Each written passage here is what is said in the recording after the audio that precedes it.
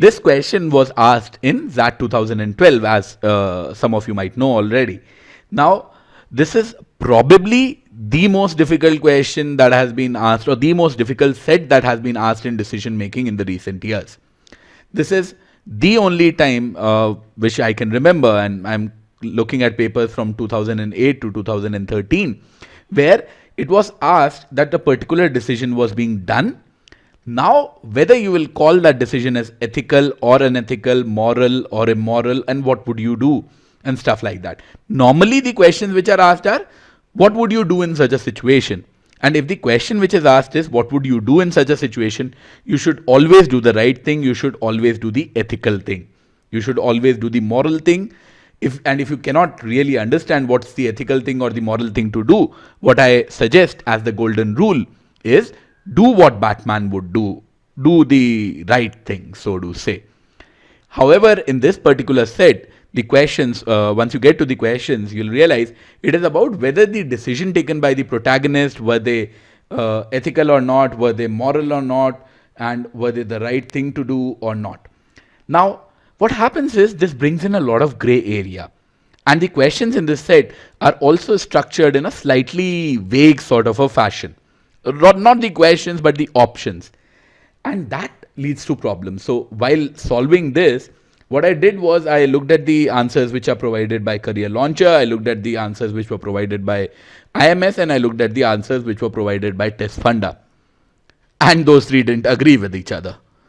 And so I thought that I would attempt it in my own way and think of the correct answers on my own. And when I did these questions, my answers didn't match with any of them either. So once again, I would like to tell you, I like to stick to the basics. Something which always applies, works as a universal rule, which is what I would attempt, and I would suggest you to attempt in the exam also. Probably that will be more helpful to you. So once again, with all the disclaimers, this is arguably the most difficult set. And also, the answers can be debated. The answers can be debated till the cows come home. And we can debate them. You can give me a call, or maybe on the comment or via the course feed, whichever medium you want to use, we can discuss them. And a healthy discussion is very important in questions like this. So for those of you who have no idea what I have been talking about, read the question, go through the PDF. You already have the PDF with you. And let's have a look. So in the question, ethical is defined, or rather a person is called unethical when he deviates from the principles. The principles are guided by two definitions, morals and ethics. Morals is a society's code for individual survival. So basically what the society tells you to do. Ethics is an individual's code for society's survival. So ethics is essentially something coming from within, or what an individual should do, or what would Batman do. Naresh was a small-time civil contractor in a small city. His major clients were residents who wanted ad hoc work like painting, building repairs, building extensions to be done. His just prices had made him a preferred contractor for most clients who preferred him over other civil contractors. Always he followed the principle that the client had to be kept happy. Only by doing so it would be a win-win situation for both. However, due to unpredictability of such orders from residents, Naresh used to sit idle for a substantial part of the year. As a consequence, he could not expand his business. His two children were growing up and existing business could not support their expenses. The medical expenses of elderly parents was another drain on his resources. The constant rise of prices, medical care, so all these financial issues he was facing. For Naresh, family's concern was predominant, as for most of us it would be. Naresh was therefore under pressure to expand his business. He was the sole earning member of the family and he had to ensure their well-being. He thought that by expanding his business, not only he would be able to take care of his family in a better way, as well as offer employment to more number of masons and laborers that would benefit their families as well. Naresh drew the boundary of his society to include himself, his family members, his employees and their family members. So that is the society that we are talking about here. For expansion, the only option in the city was to enlist as a contractor for government work. Before deciding, he sought them from another contractor. Srikumar, who had been working on government projects for a long time. Srikumar followed the principle of always helping others because he believed that they would help them back in return someday or the other. Srikumar had just one piece of advice: the work is given to those who will win the bidding process and at the same time will give the maximum amount of bribe. Price quoted for work had to include bribes, else the bills will not get cleared and the supervisors will find multiple faults with the execution of work. This ensures survival and prosperity for contractors. When asked about other contractors, Srikumar said the government contractors are like a micro society in themselves, almost like a brotherhood. Within that, they are highly competitive. However, towards any external threat, they are united to ensure no harm happens to any of their members. Okay, so this is another society that Naresh is planning to becoming a part of. And why is this important? Because when you talk about morals, morals come from the society's code. So whatever society does is the moral thing to do. It may or may not be ethical because ethics, they come from within. So that is why I think the society part is important. It was defined here. Initially, Naresh's society was essentially himself, family members, employees and their family members. However, when he becomes a part of this new micro society of contractors, he will have to live by the morals of this new society also. So keep these two societies in mind. Now, Naresh decided to work as a government contractor. Following Srikumar's advice, he inflated the prices so that he could pay the bribes out of the bills received. Now, the options are: Naresh is now totally unethical. He cannot be called totally ethical. He can be called ethical when it suits him, is ethical to some extent, is being totally ethical. So this is like a rating scale or a grading scale. And the question is, where would you put him? Now, if you remember, if you go to the beginning of the video, you will realize ethics are defined by two things: morals and ethics. Or being unethical is defined by two things: if you deviate away from the morals, which are defined by the society, or if you deviate away from the ethics, which are your own code, which are the individual's code. Now, since he has gotten involved in bribery, I don't think he is ethical anymore. Because he might not have deviated from the morals of the society, but he has deviated from the individual's code. And that is what makes Naresh completely unethical here. So I'll mark option A in this case. A new supervisor had joined government department where both Naresh and Srikumar were bidding for work.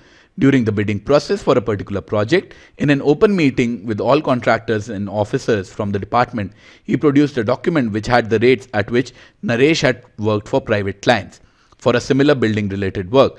He accused Naresh and Srikumar of overpricing for government work and threatened to disqualify them from the bidding process if the rates are not brought down.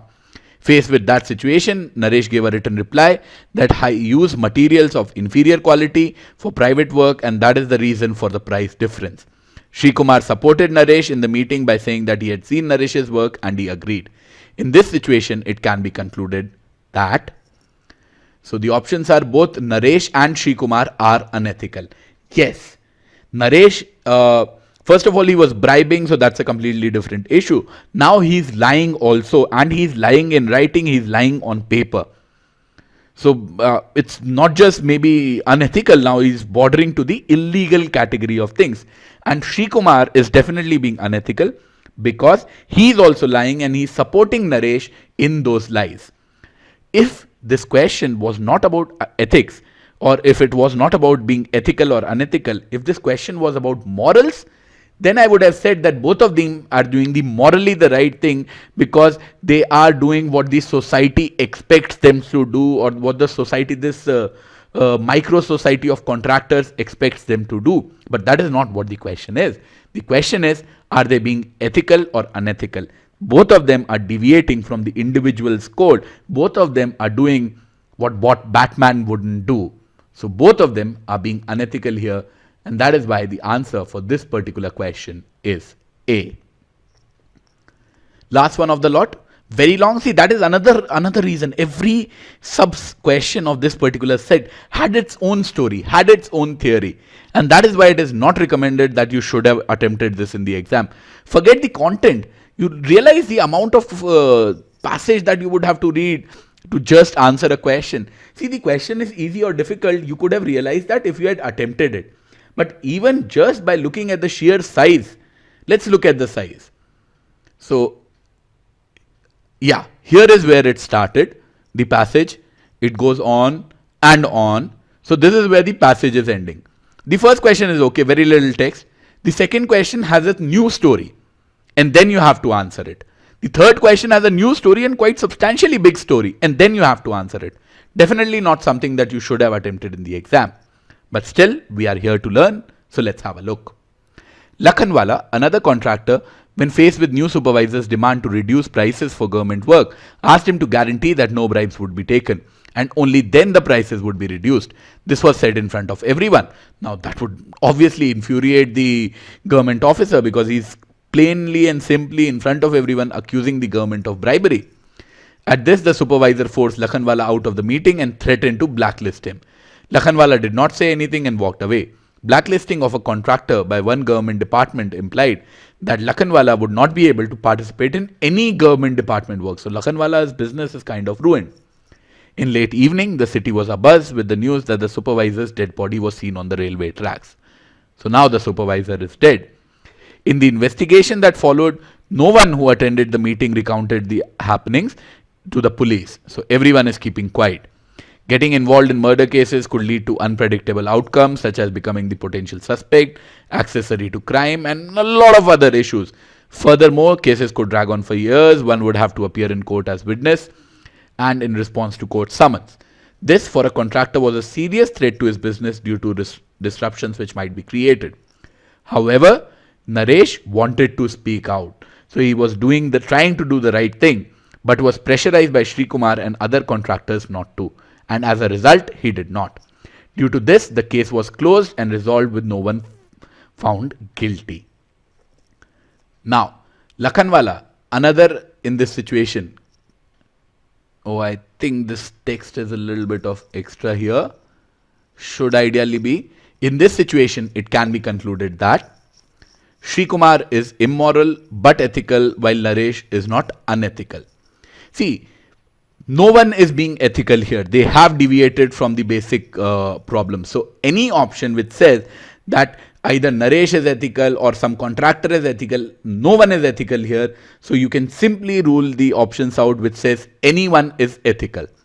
Keeping that in mind, A says Sri Kumar is ethical, out. B says Naresh is ethical, out. C says Naresh, Sri Kumar and other contractors are both immoral and unethical. We'll get back to it. Other contractors are moral and they prevented Naresh from being moral. We'll get back to it. Other contractors are unethical, but no conclusion can be made about Naresh. No, we have made a conclusion that Naresh is indeed unethical. So A, B and E are ruled out. The doubt is between C and D, whether these guys are being moral, whether these guys are being immoral or not. So let's go back to the start of the passage and just revisit how morals were defined. Morals were defined as the society's code for individuals' survival. So whatever the society thinks is the right thing to do is the moral thing here. Keeping that in mind, that is how moral is being defined. Now, what do you think? Are they being moral, immoral, or what? In my opinion, the answer here should be D. There is no doubt that they are being unethical, but they are not immoral. And why are they not immoral? Because they are essentially doing what the society expects them to do. The society, this micro society of contractors wanted to protect their own, and so they are following the society's rules. So other contractors were being moral, following the society's rule, and they prevented Naresh from being immoral because Naresh wanted to go out. Naresh wanted to do the ethical thing. But that didn't happen. They didn't let him do that. So here is the fine line between ethics and morals. Here, other contractors are moral. They prevented Naresh from being immoral, but all of them are being unethical. They are just moral. They are not ethical. And that is why I would have marked option D in this case. I hope you enjoyed this discussion, and I also hope that we can continue this discussion further via the comment section or the course feed, or you can simply drop me an email on ravihanda@gmail.com. Hope you enjoyed this and you learned from it. Thank you.